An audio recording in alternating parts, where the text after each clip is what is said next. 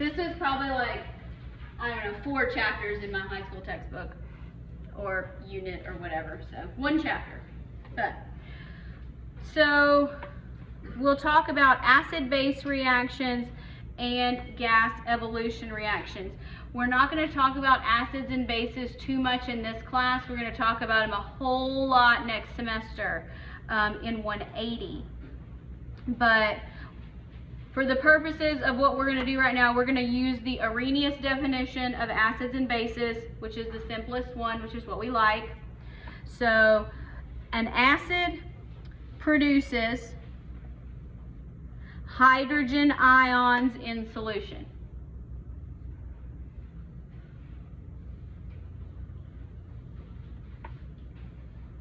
A base produces hydroxide ions in solution.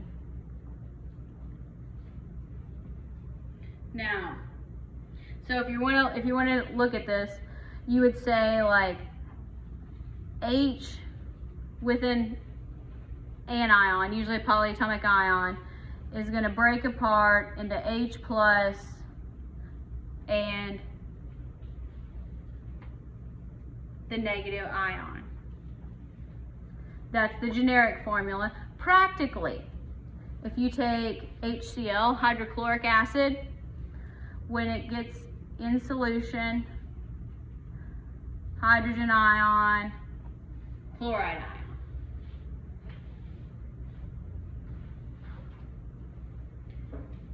Now a base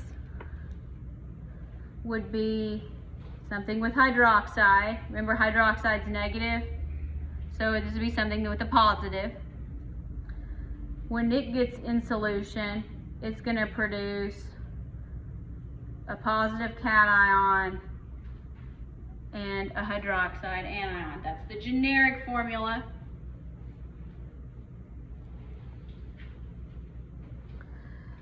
Primary example here, sodium hydroxide is usually the base that we see, or base that we talk about, what we use in lab a lot. That's going to be sodium ions and hydroxide ions.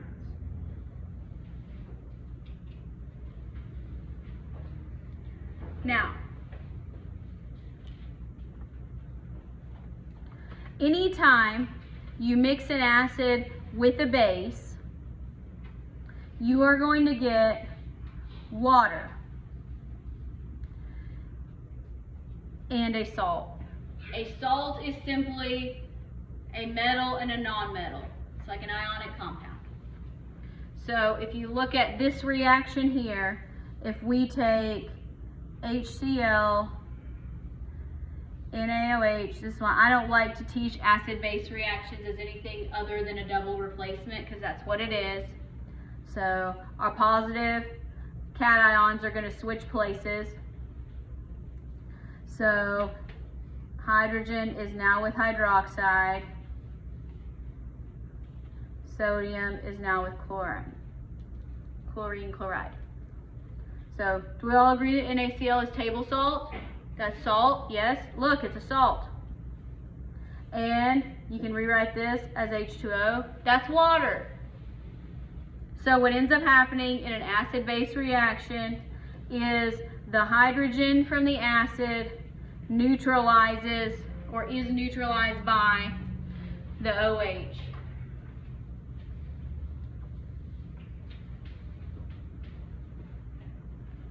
And we can do some calculations with this.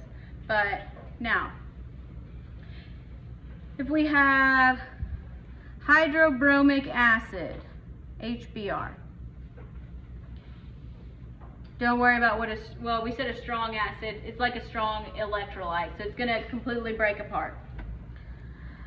It's going to react with aqueous sodium hydroxide. What is that reaction going to look like? So we want a molecular equation and we want our net ionic equation. So let's write our full equation out. So we know that acid, that would be HBr, plus, I guess we can say aqueous, sodium hydroxide, so that's NaOH.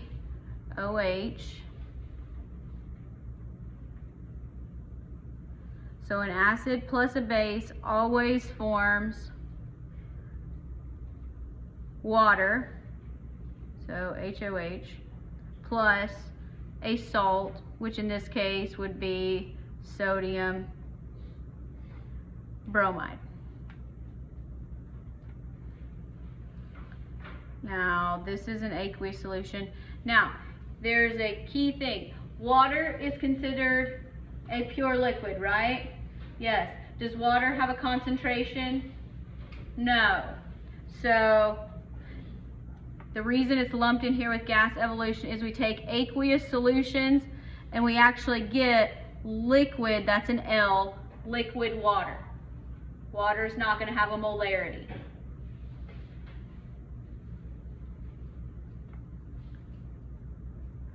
So it's sort of like when you're doing a precipitation reaction, you look for what changes state or phase or what looks different.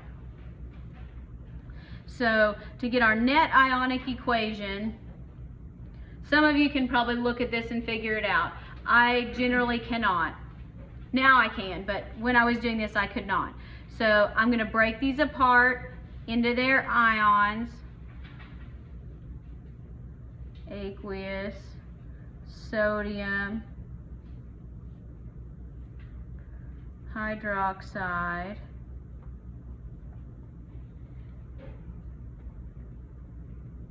now water stays by itself as a liquid because water is water. Water is not a solution. Plus sodium plus bromide, those are aqueous. On the net, you always write the charges? Yes, when you're doing, yeah, because it's an ion, so ions by definition have a charge. Yes, that's a good question. Okay, so now we look and we see what changed. We have hydrogen ion. We do not have a hydrogen ion. We have a bromide, that's a minus. And we do have a bromide, so that doesn't change. Because according to the solubility rules, sodium bromide is soluble. That's how you know that. Sodium, sodium. All right? So the only thing that changed here, because we want our net ionic equation, is hydrogen in solution plus hydroxide in solution makes liquid water. So this is our first answer here. So there's our molecular and there's our net ionic. Some of you could probably go straight to the net ionic. That's fine. You do not have to go through the complete ionic. I generally do. Next, sulfuric acid is going to react with aqueous potassium hydroxide.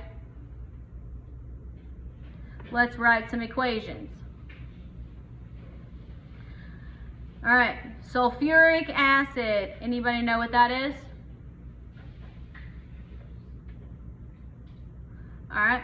Remember, ic acids come from 8 polyatomic ions. So sulfuric acid sounds like sulfate. So start with sulfate. SO4 minus 2. You got to know these polyatomic ions. And to make it an acid, charge balance it with hydrogen.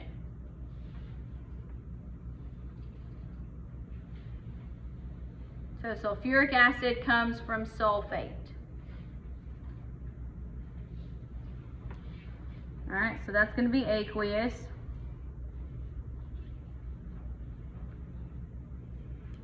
Reacts with, that's a plus. Aqueous potassium, that's a K plus 1. Hydroxide, OH minus 1. Now we got to figure out what happens. Just do it as a typical double replacement. So hydrogens change sides, changes anion, so it goes with hydroxide. And sulfate goes with potassium. So K2SO4. If you look at the solubility rules, you will find that this is a soluble compound, so it's aqueous. HOH you can rewrite as water if you want to. You go, oh, that's water. Water is not aqueous. Water is water, so it's a liquid.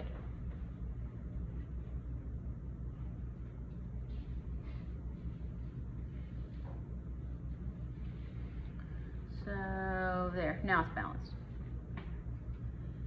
Balance the equation.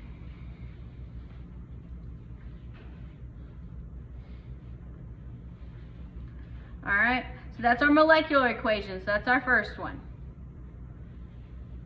You don't have to write the charges on this one if you don't need to. Now, let's start writing an ionic equation.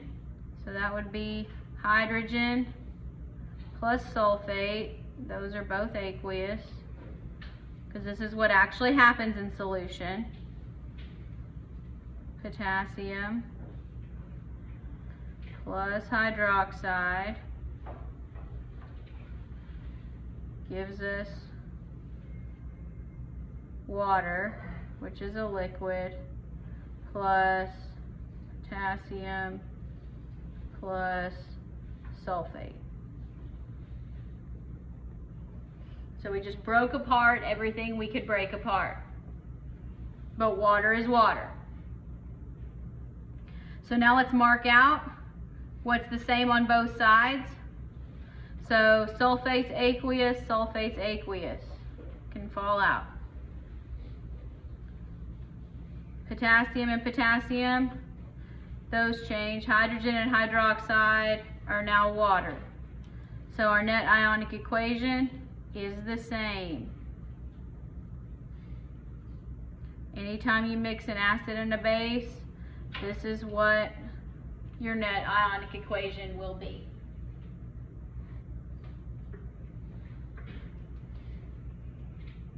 Do you have to balance the net ionic equation? Not for me. Because it's not going to matter.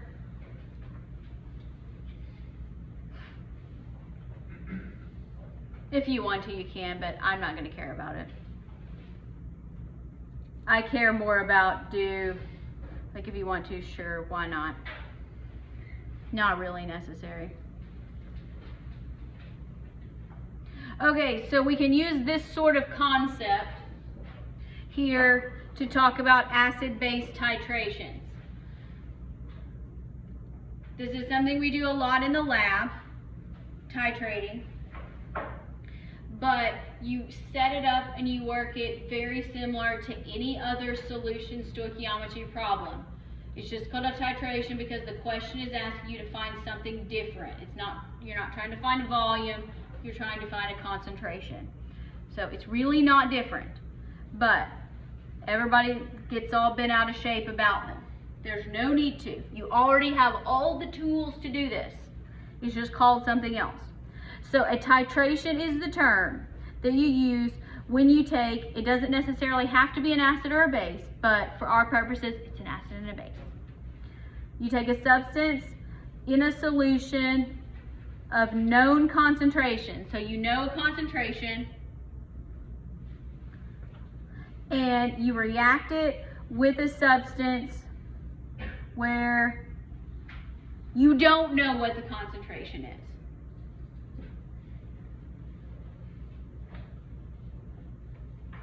And since this is an acid and a base, and you're going to have, so an acid and a base means you're going to have hydrogen and hydroxide.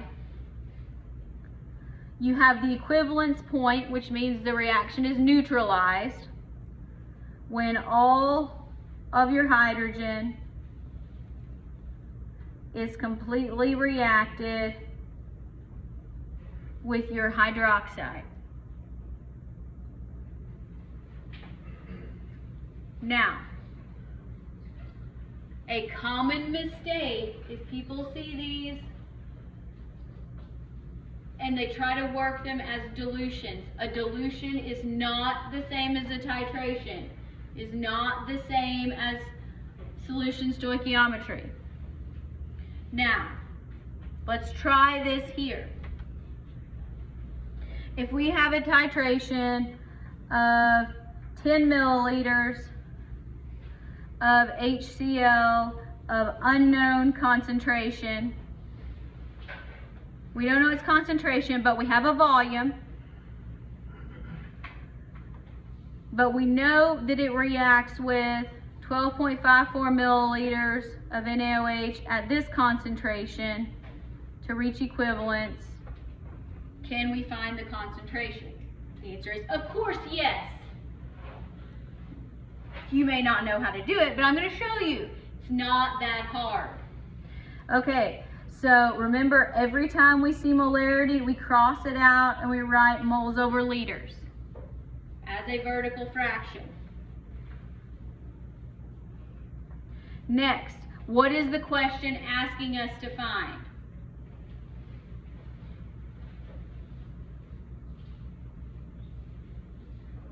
The concentration of HCl. All right, so that means our final units that we're looking for are going to be moles per liter. So we want moles of HCl per liter.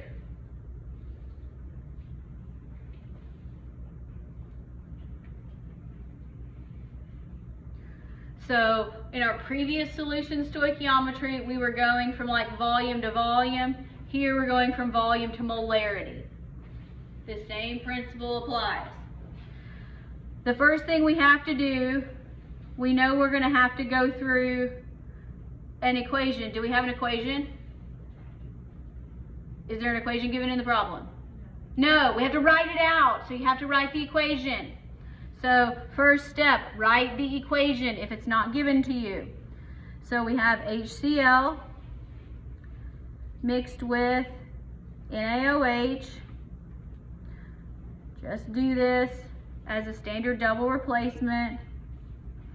Water plus NaCl. You don't have to worry about the net ionic or anything. Just a standard one is going to work. So you write the equation. You have to balance it.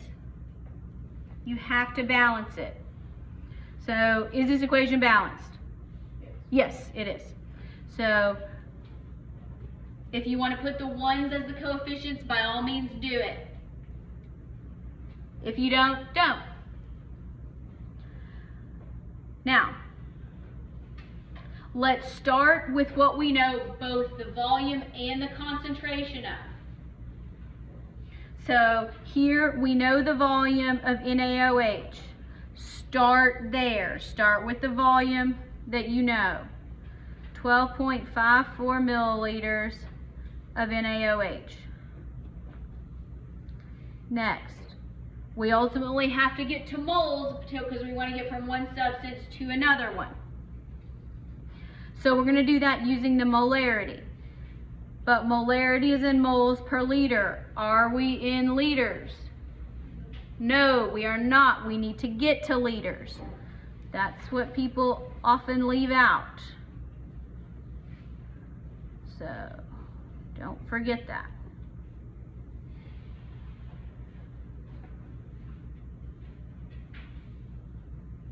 Now we're going to use our molarity as the conversion factor. So 0.100 moles of NaOH. Remember what you're using, what substance you're dealing with. The number stays with the moles.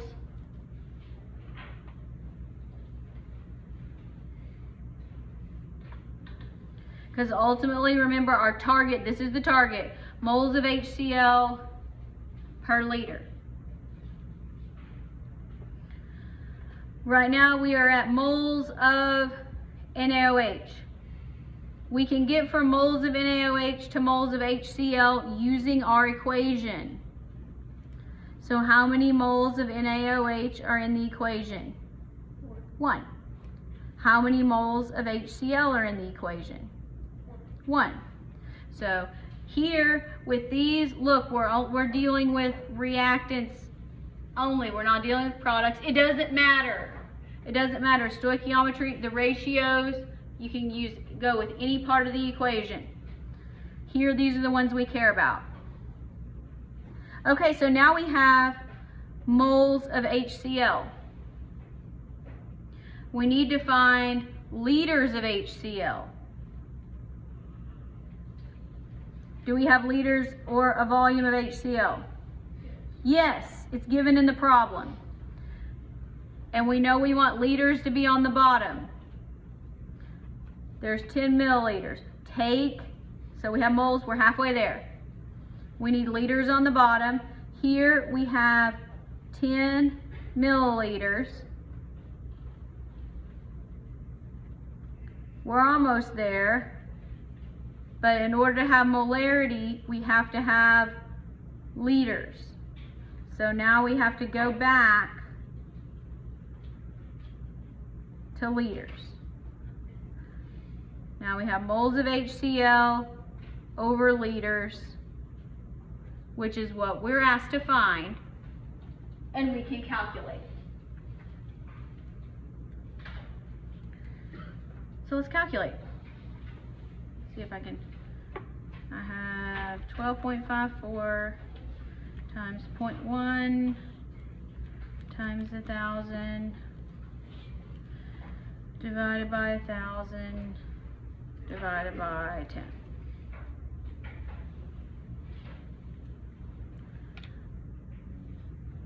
All right, what concentration of HCl did you get?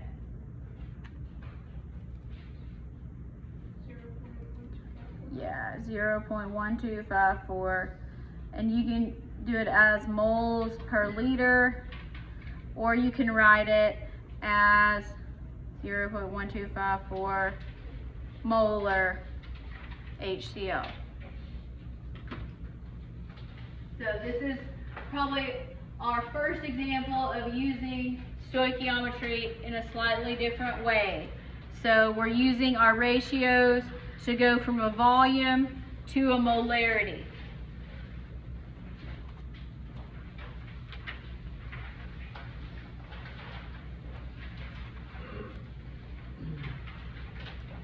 The book also talks about gas evolution reactions. There's not really a good way for you to know. I'm just going to give you an example of what that would be. Any acid-base reaction, we've already done plenty of these. Acid-base, generally hydrochloric acid, sodium hydroxide, making water, plus a salt, standard acid-base. If you get a salt and water, it's an acid-base reaction. It's also a double replacement. Now, a gas evolution, this would be where you would take something like hydrochloric acid and mix it with another soluble compound like potassium sulfide. So these are aqueous here. And instead of forming an insoluble solid, you get KCl, which according to solubility rules is soluble. And then you get H2S, hydrogen sulfide. If you look on the solubility rules, you'll say this is not soluble. However, instead of being a solid, it actually bubbles out of solution and is a gas. This is the rotten egg smell. Hydrogen sulfide gas. You're not going to have to predict that at all. Not for me, as far as the tests and stuff goes. But if I give you this equation, you can go, Oh, that has gas. That's a gas evolution. Don't make it harder than that. Can you look at it?